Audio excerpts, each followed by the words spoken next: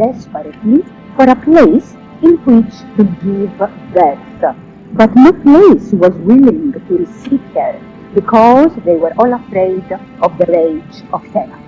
Only a very small rocky island in the middle of the Aegean Sea would dare to offer Leto refuge, because it had absolutely nothing to lose, and also because Leto promised it that she would make it rich and world famous.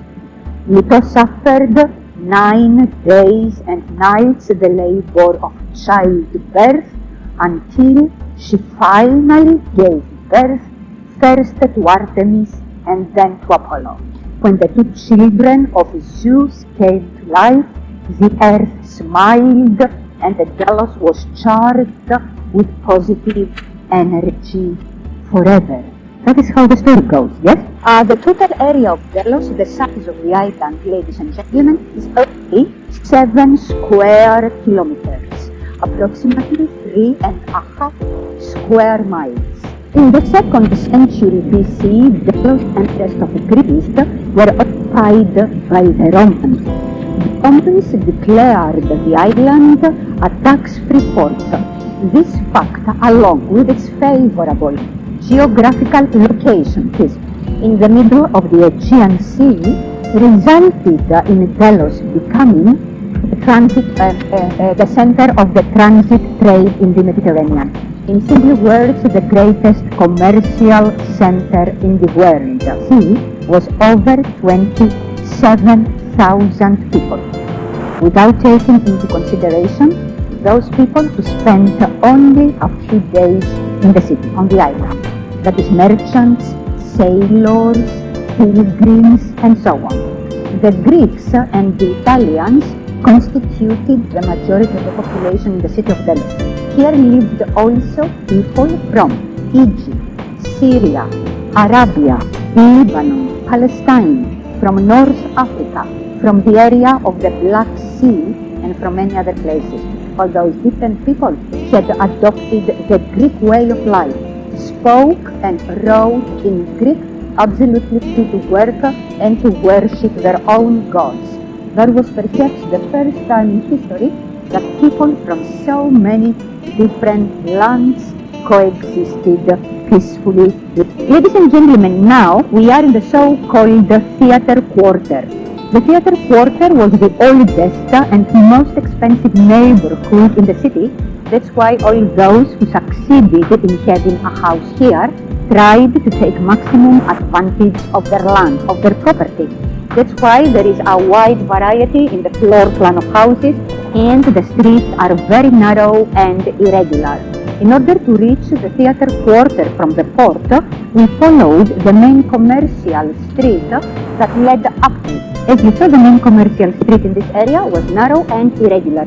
Tall houses in the theater quarter, built one next to the other, didn't allow the sun to penetrate through into the narrow streets, which must have been dark on cold winter days. With its lack of planning and narrow streets, the theater quarter looked like a medieval European town. Most private houses in this area, ladies and gentlemen, date back either to the 2nd or to the early 1st century BC. Part of them has been reconstructed by the archaeologists up to a certain height. But for the reconstruction of the houses, the archaeologists used the original, the ancient building material found scattered all around. You understand me, yes? The walls that we see around us in this place, all of them belong only to one private house. This was only one house. Okay? It dates back, I repeat, to the 2nd century BC. Allow me to tell you something here. The private houses in the city of Delos were generally large, comfortable, and luxurious. Many of them occupied an area of more than 500 square meters, approximately 5,400 square feet, an area that must be doubled or tripled, because many houses had more than one upper floor. Actually, many of them had 2 or 3 upper floors. Approximately 8 people in one house. The rooms, as you can see in this place, in this house, were arranged around a central open-air courtyard from which they received light and air. And there were no exterior windows on the ground floors towards the streets. In this way, the houses were safer and quieter from the noise of the streets. Yes? The houses, almost all of them, had a bathroom. When I say bathroom, I don't mean toilet. I mean a place to take a bath, only take a bath. A toilet as well, a latrine as we call it, and a complete system of drains connected to the main network that ran along all the streets, actually under the streets. This house had at least one more floor. How do we know that? We know that because the staircase that led upstairs has survived. We will see it in a few minutes.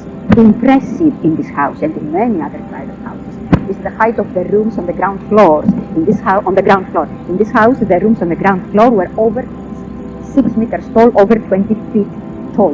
Let's talk fast about the building materials of the houses in the city of Delos. Two were the main building materials in the city: granite and mica stone. Okay, both are local stones. Wood and marble were also used. Okay, marble and wood were both important. The houses had a slant roof made with long wooden beams and covered with clay tiles. You understand, I suppose, yes? The floors were coated either with mosaics, with stone slabs or wood. The walls of the houses were generally plastered, covered with stucco, ancient plaster, the ancient stucco. It is over 2,000 years old and it is still on the walls, yes?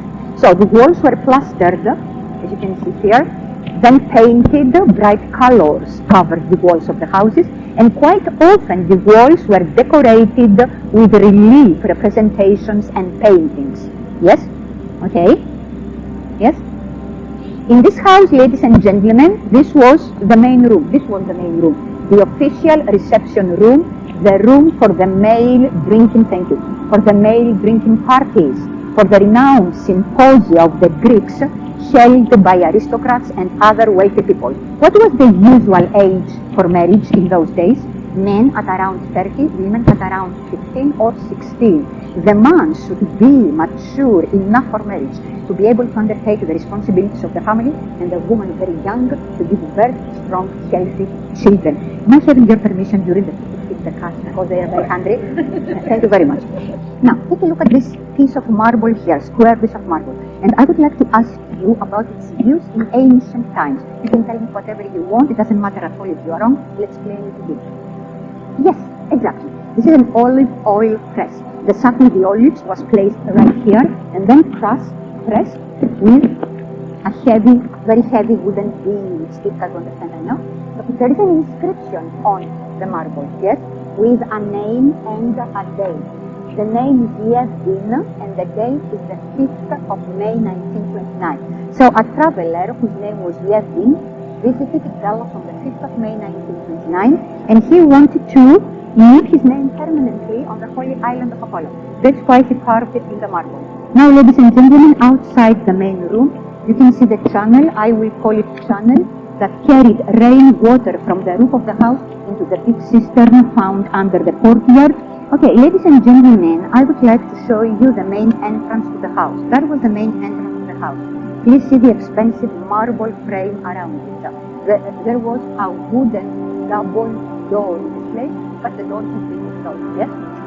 Next to the main entrance, there is a small room, which must have been the doorman's room. Doorman's room, you can see the staircase that led to the upper floor of the house, yes? It was the doorman, a servant, who watched the comings and outgoings of the household, the person who opened the door to the visitors and so on, yes?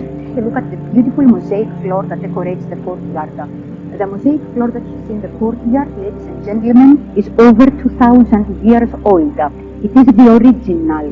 The only part of it which is not the original is the central panel that depicts Dionysos, the Greek god of wine, of fertility, of fun, of sexuality, seated on the back of a tiger.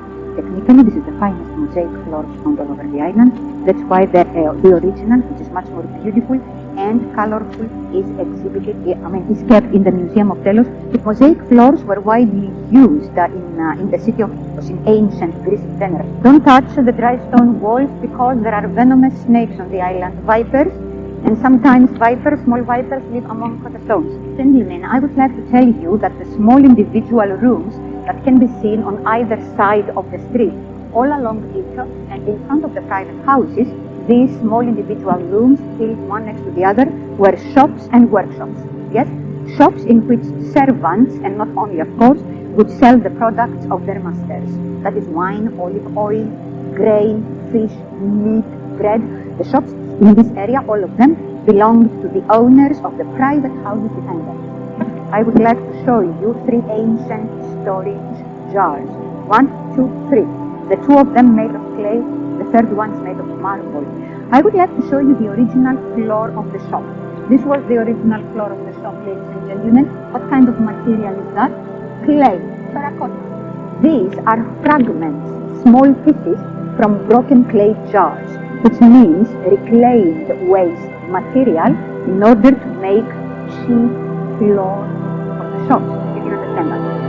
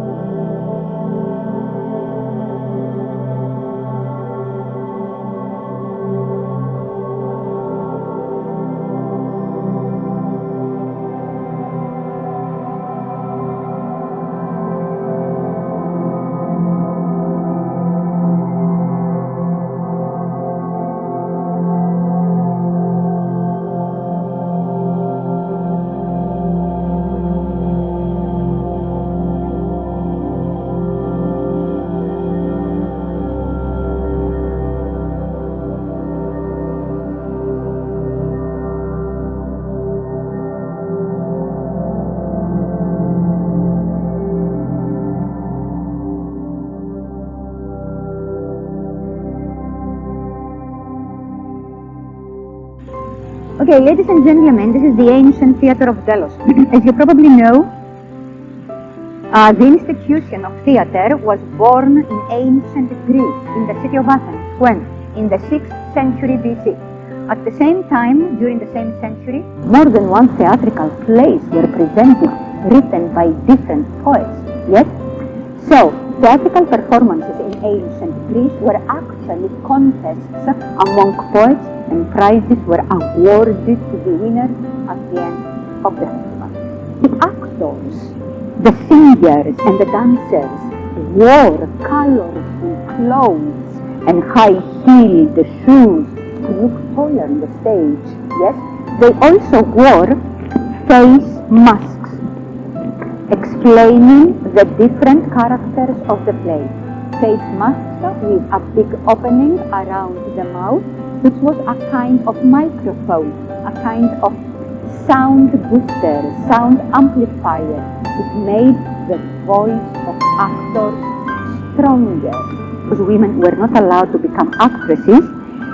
Were women allowed to go to the theater despite the austere morals concerning them in those days? We don't have so much information about it. The answer is probably yes, but only when tragedies were played, were presented, because the language in the comedies was so free, so that decent women would never be allowed to watch a comedy. The theater of Delos, ladies and gentlemen, was built in the 4th century BC and could accommodate approximately 5,500 spectators. Ladies and gentlemen, one day here in the theater of Delos, I saw Meryl Streep. She was together with her husband and some friends. She was wearing a huge white hat and very dark sunglasses, you understand why, of course. And I told the people of my group that the lady who was standing a few meters away was Meryl Streep, and that was a very big mistake, because from that moment I became invisible. And some years ago, among the other private tours that I have here, my guest was the Hollywood star Michael J. Fox with his wife and children. As you probably know, Michael J. Fox has Parkinson, yes? He is a humble person. He doesn't behave like a star. What impressed me most about him during the tour was the fact that he didn't care if the other visitors on the island could see that he has Parkinson. As you understand, many Americans and Canadians recognized him, yes, of course, and they wanted to approach him for pictures and so on. He was very polite. Yes, he's a humble person. I have seen it with my own eyes. He's a nice person. Meryl Streep, she was also kind, but she always kept some distance. You understand now, okay? You understand, right?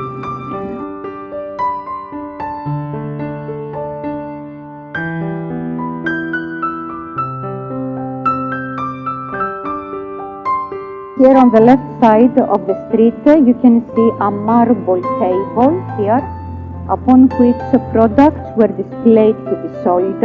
Okay, you can see the marble table here. On your way down on the left side of the street, in one of the shops, you will see. They say that fish was sold on this table, and they say fish because of the hole on the surface of the table, which was for the excess water. These metal clamps are very rare nowadays because almost all of them were stolen in order to reduce the precious metal, the copper, the lead, the iron, and so on. That's why I would like to show them to you, because you will not see them anywhere else. Okay, ladies and gentlemen, there is a relief representation up here. Do you all see it? It's a peanut. Yeah, sorry, I have to say this. It is, thank you. It is a phallus, a phallic symbol of fertility in ancient times. But in this case on the wall, the phallus had another meaning. It was used as an amulet against the evil spirit, against the evil eye, in order to ward off, to keep away harm, illness, envy, and whatever else was regarded as evil in those days.